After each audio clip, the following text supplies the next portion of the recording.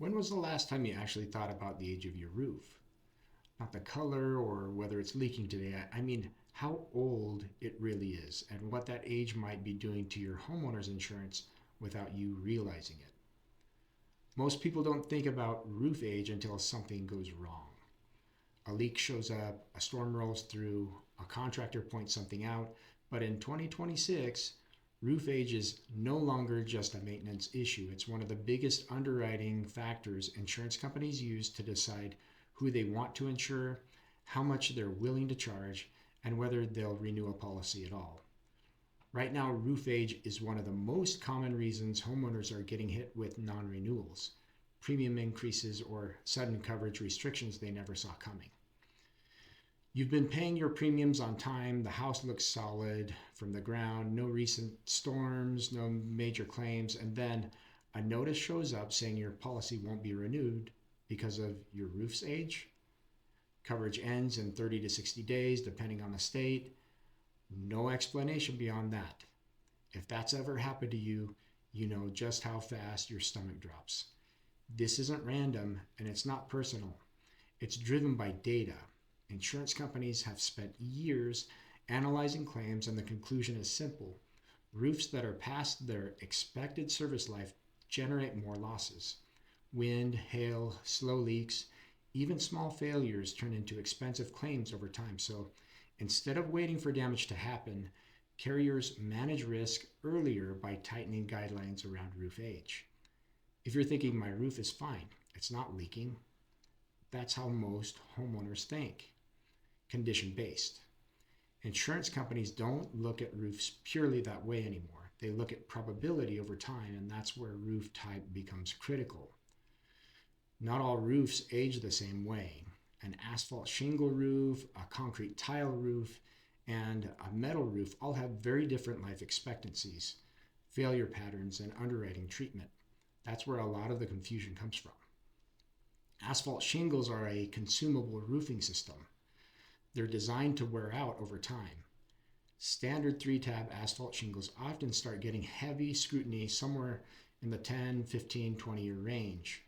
Architectural asphalt shingles can last longer, but they're still treated as a system with a finite service life. As granules wear down and the material dries out, the likelihood of claims rises and underwriting responds to that risk. Concrete tile roofs are a completely different story. The tiles themselves last 40, 50, even 60 years or more. The tile usually isn't the failure point. What actually ages out on a concrete roof is the underlayment, sometimes called the membrane, underneath the tile. That underlayment is what keeps water out, and it has a much shorter lifespan than the tile sitting on top of it. This distinction matters a lot for insurance.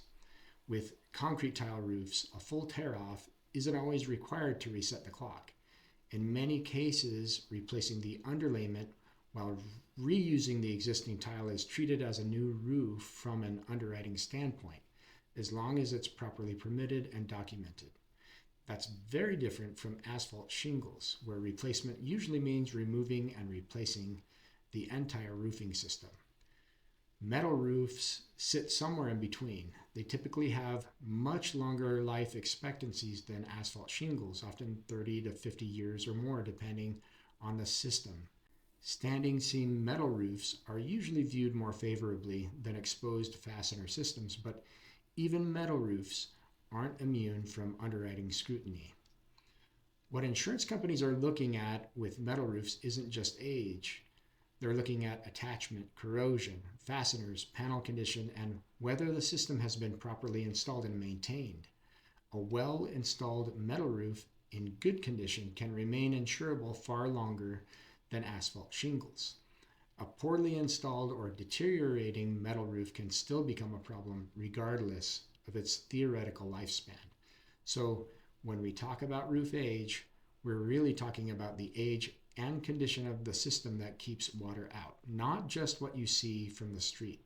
And underwriting decisions make a lot more sense once you look at roofs that way. We've worked with homeowners who did everything right. New HVAC, updated interiors, well-maintained property. The roof was asphalt shingles, just over 20 years old, no visible damage, still doing the job. And then the renewal came back with a simple requirement: replace the roof or lose coverage. From their side, nothing had changed. From the carrier's side, the asphalt shingle roof had moved past its acceptable service window. If you're anywhere near the end of the expected life for your specific roof type, this is where things can get murky. You're not clearly safe, but you're not clearly in trouble either, and most people don't realize they're in that gray zone until something forces the issue. This is where a lot of people assume reshopping early is the solution. And it's important to be honest about this. If an asphalt shingle roof or any other roof system is already too old for most carriers, reshopping the insurance doesn't fix that. New policies get inspected. Underwriting looks at age and condition quickly. If the roof doesn't meet guidelines for that roof type, it gets flagged no matter when you shop. What early awareness actually gives you is time. Time to plan, time to line up contractors, time to understand whether you're looking at a full asphalt shingle replacement or, in the case of concrete tile, a membrane replacement that effectively resets the roof's insurability. It doesn't make an old roof acceptable by itself, but it keeps you from being surprised. A lot of homeowners ask whether they should replace the roof proactively at this stage. The honest answer is sometimes yes, sometimes no. If the roof system is nearing the end of its functional life anyway, and you plan to stay in the home, addressing it on your timeline can stabilize insurance for years, but replacing too early without understanding how your specific roof type is treated can be unnecessary and expensive. One of the most damaging myths out there is that filing a claim resets the roof age. If a claim only results in partial repairs, the original installation date still applies. On paper, it's still an older roof, now with a recent claim attached. We've seen this play out more than once. A homeowner with an older asphalt shingle roof files a wind or hail claim. The carrier patches a section. 6 months later, renewal comes up and the policy isn't offered again. From the carrier's perspective, the roof system is still old and now has a claim history on top of it.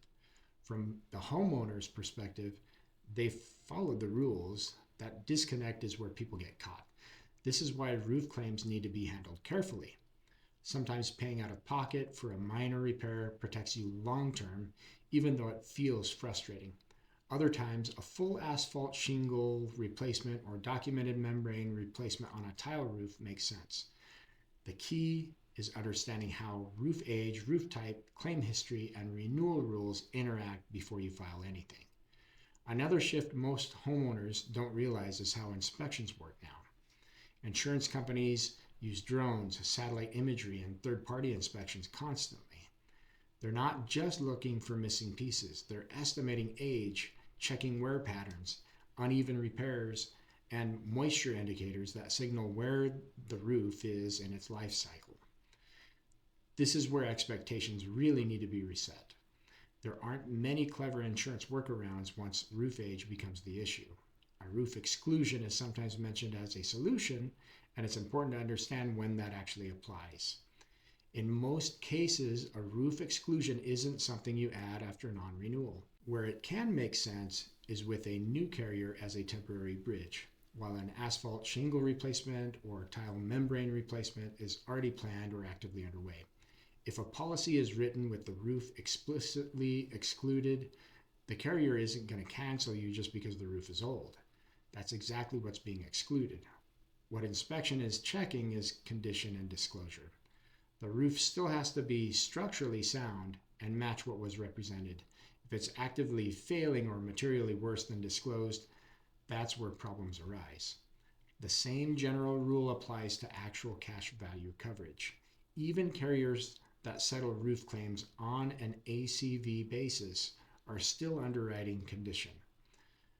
Actual cash value changes how a claim is paid. It does not override underwriting standards. So exclusions and ACV can sometimes buy time, but only when the roof is aging, not completely deteriorating. They're bridges while a real fix is in motion, not substitutes for it. That's why the real solution is being proactive. Knowing your roof type, knowing the age of the actual roof system, and understanding how carriers treat that system gives you time to plan correctly. Once a non-renewal notice is issued, you're reacting, and reacting always limits your choices. Homeowners who do best with roof age issues aren't looking for loopholes.